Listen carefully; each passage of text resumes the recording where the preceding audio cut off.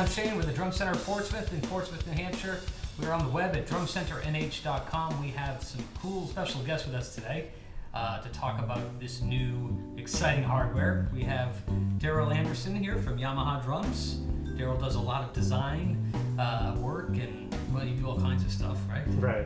Yeah, R&D specifically, artist evaluations. You may recognize this face. We have Dave Mattacks here, who's, Dave, you've got a probably the most impressive resume in drumming, I would say. I like putting him on the spot like that. Dave's a very incredible session drummer. He lives here in Massachusetts, originally from the UK, and it's great to have Dave here. He pops into the shop every once in a while and drops some wisdom, and he likes lightweight hardware, which is what we're going to be talking about today. Daryl, what can you tell us about the new Crosstown Hardware? Well, first of all, we wanted to approach this from a new perspective, or move forward into the future of lightweight hardware, rather than recreate a design from the past.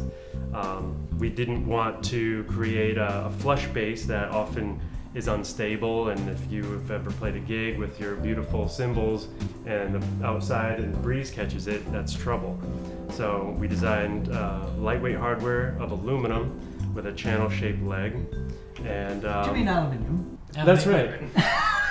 Tomato. Yeah.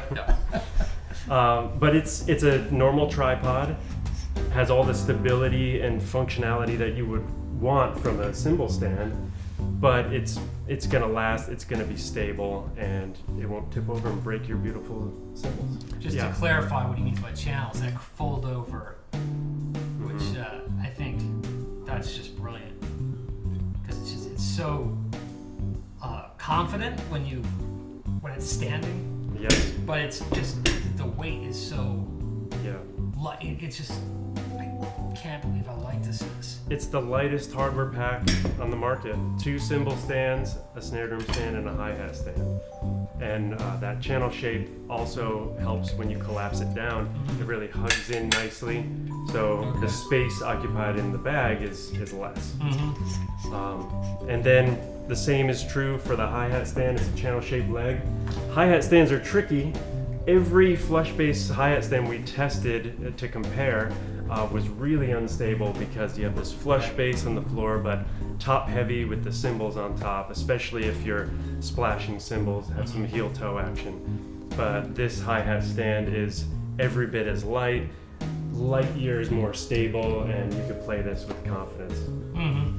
Yeah, the flush bass stands, the very skinny tubing, in a lot of cases, it's kind of a fashion statement. It looks cool with your vintage kit, whatnot, but we're looking to make a new fashion statement, something moving forward into the future of hardware. It does look a little space age, doesn't it? It is, yeah, it's got the brushed aluminum look.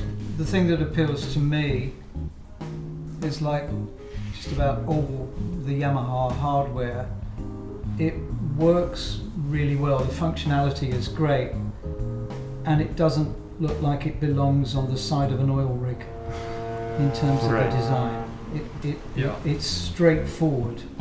There's no unnecessary bells and whistles. It's really functional, and it looks that way, and it just the way that clamp works around that. It's kind of common sense. Yes. I fancy the powder coating though, because that's one thing about the bright chrome is, after a few gigs, your sweaty hands get on it, and it'll pit and it'll rust over time. And a lot of times I'll see like chrome cracking. The plating will crack. Whereas this, it'll look this way for some time. Yeah, in general, Yamaha's design philosophy is keep it simple, and everything is there for a reason. We aren't just throwing things together. That's regarding hardware, also regarding full drum kit designs.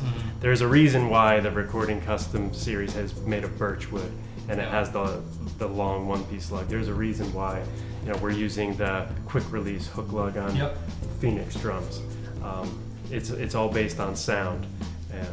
Well, this is my favorite thing to point out is, I've been doing retail for 20 years, and so people bring in their hardware to trade in. This stuff is usually, there's some broken piece here, on a used stand, because being here in New England and people are breaking their stand down, they'll loosen that and then it'll fall, and that's usually what breaks it in the cold. There's always this little piece of rubber on Yamaha stands, and you'll see that when you do it, it just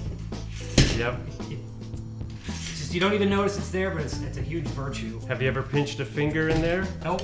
Well, that's another reason why it's there, to save your hands. There's some other hardware out there that's very heavy duty, and it'll be a finger pincher for sure. Well, do you know the story with this? About the scuffing of the shoes? Yeah. Yeah. That was Al Foster. Yep. Yamaha went to Miles Davis when they were in Japan, and he said, "I love this hardware, but the chain scuffs up my tuxedo shoe." And so ever since, every single hi-hat stand ships with a piece of Velcro on it. I should work for you guys, right? It's almost like it's idiot-proof. Yeah, right. Well, not quite, because now there is an ability to cut the stand in half. Yes. Is there? Yeah, you could interchange. This upper tube is quite thin. This is the same diameter as our current boom arm. And if you ever wanted to break it down even more, the small nylon insert can be exchanged, so you can make a 2-section stand. And it's also the Yamaha system. So this 7/8 inch tube you could swap out. You could put the snare drum top in here, make a tall snare drum stand, or you could put a boom arm out if you desired a boom arm. Yeah. It's all interchangeable. Is there going to be a boom stand, or is that something that... Good question. Yeah. A lot of people are asking. Yeah. We wanted to start off simple at first. So we're gathering that feedback, and if we could let this first generation grow some legs and gain popularity, maybe there'll be an opportunity in the future. I don't think popularity is going to be a problem with this stuff. I feel like this is the go-to lightweight. Yeah. I'm about function. I like it. I like things that function, and this really, really, really functions. So bravo, good job. Thank you. You are welcome. Thanks for watching. Hi, I'm Shane with the Drum Center of Portsmouth in Portsmouth, New Hampshire, quite possibly the largest independently owned drum store in the world. We didn't start out that way.